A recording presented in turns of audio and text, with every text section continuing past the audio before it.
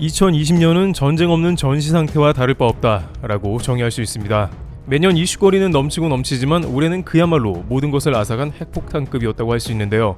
코로나19 바이러스가 2019년 12월 1일경 최초 발병을 시작으로 2020년 1월 말 전 세계적으로 퍼지며 신종플루 이후 11년 만에 WHO가 팬데믹을 선언하였고, 스페인 독감을 이유로 100여 년 만에 세계 최악의 경제적, 사회적, 인적 피해를 가져왔으며 제2차 세계대전 이후 초유의 국경 폐쇄까지 이르렀습니다.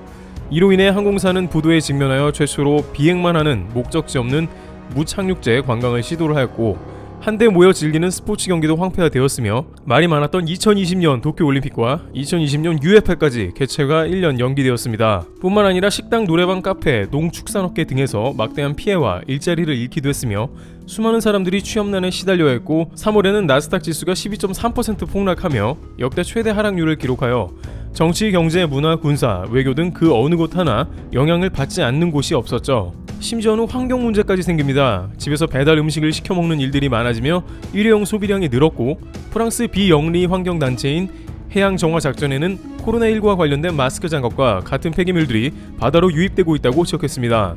별개로 올해 2월에는 남극의 맨바닥을 드러낸 충격적인 사진이 공개되기도 했습니다. 20.75도의 역대 사상의 남극 최고 기온이 관측되며 환경의 심각성을 깨닫게 해주었죠. 2020년은 세계 정치계도 새로운 바람이 불었습니다. 권위가 떨어져가며 위태위태 자리를 유지하던 아베가 갑작스런 건강 악화 핑계로 스가 요시히데 다음 총리가 되었고, 도널드 트럼프가 재선에 실패하며 조 바이든 후보가 대선에 당선되었으며, 한국도 제21대 국회의원 선거가 진행되며 정치적 이슈가 발생했습니다. 이렇듯 올 한해는 온 세계가 시끌벅적했습니다. 그리고 그 가운데 대한민국은 세계적으로 가장 많이 언급이 되기도 했는데요. 현재 확진자가 늘어남에 따라 다시 2.5단계가 지속되는 상황 속에 있지만, 초기 한국의 코로나 방역은 모험 사례가 되며 많은 국가에서 관심을 받고 여러 국가에 지원을 하는 등 말 그대로 원조를 받던 나라에서 주는 나라가 되기도 했으며, 코로나19 바이러스뿐만 아니라 역사적, 문화적으로 큰 바람을 불러일으켰습니다. 영화 기생충은 제92회 아카데미 시상식에서 한국 영화 역사상 처음으로 6개 부분 후보에 올랐으며, 작품상, 감독상, 각본상, 국제영화상에서 4관왕으로 최다 수상의 주요 부분을 석권하며 새로운 역사를 기록하였고, BTS의 다이너마이트가 미국 빌보드 핫백 차트에 무려 2주 동안 1위에 오르며 아시아 가수로는 57년 만에, 한국 가수로는 최초라는 타이틀을 거머쥐었습니다. 이 타이틀은 전 세계 20곡에 불과하다고 하네요. 한국 문화의 입지가 높아져가며 정말 많은 것이 변화되기 시작했습니다. 한국어를 공부하는 외국인들의 수가 급증함에 따라 상위 10개 언어 중 수강생 증가율 1위를 차지하기도 하며, 현재 전 세계적으로 300만 명의 외국인들이 한국어 강의를 수강하고 있고, 해외에서 인기 있는 한국 유명 연예인들이 태극기, 한글, 한국적인 디자인이 들어간 제품을 많이 착용하기 시작하자 K-팝을 좋아하는 해외 젊은 층들에게 큰 반응을 얻어오고 있는 것인데요.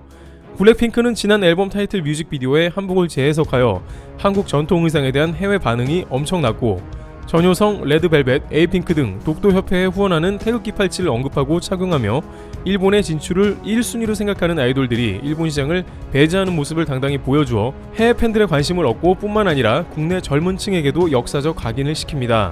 또한 소규모 기업들의 행보가 눈에 띄는 해이기도 합니다. 올해 특히나 후원하는 기업들이 많이 보였습니다. 그리고 그 중심에는 이 기업이 있지 않나 싶은데요. 3월 일제 731 부대 실험 악행이 국내 기업으로 인해 해외 판매 사이트에서 알려지기 시작합니다. 판매 사이트에 올라온 자세한 사진에 일본을 포함한 여러 국가가 충격을 받고 실제 해외 기사가 보도까지 되었죠. 같이 노출이 되었던 태극기가 각인된 신발까지 주목을 받게 되며 큰 반향을 불러일으킵니다.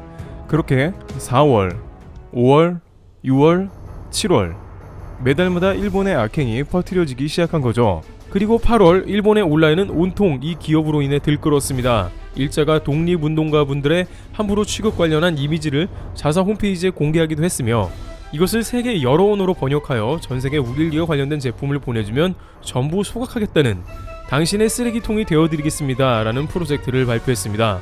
일본인들은 미국 본사에 직접 메일을 보내 항의하고 서울을 함락하자는 말까지 했지만, 우길기는 하켄크로이츠와 동일하다는 해외 언론 보도가 되는 결과만 낳기도 했죠. 이 기업은 현재는 애국 브랜드로 익히 알려져 있는 라카이 코리아입니다.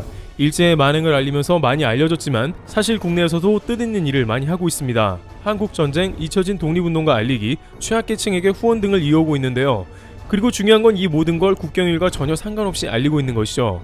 또한 모두가 알고 있는 기념일과 다른 해석을 하는 모습을 보여주기도 합니다. 11월 11일은 빼빼로데이가 아닌 지체장애인의 날로 알리기도 하며 5월 8일에 안중근 의사와 그의 어머니 조 마리아 여사의 이야기를 엮어 특별하게 알리기도 했죠. 그리고 올해 말 이 기업의 기념일 알리기는 정점을 찍습니다. 우리나라 역사를 매일 한눈에 확인할 수 있는 방법은 없을까라는 단순한 질문에서 시작했다며 2021년 역사 캘린더와 스티커팩을 출시합니다. 우리가 몰랐던 역사적 기념일, 독립운동가 순국일과 참전 용사, 독립운동가의 인물 정보까지 담긴 이 캘린더는 매일 우리 역사를 기억하고 실천하자는 취지인데요. 또한 일부 수익금은 독립유공자협회에 후원까지 한다고 전해 라칼 코리아다운 한 해의 마무리와 다가올 2021년 새 시작을 알리고 있습니다.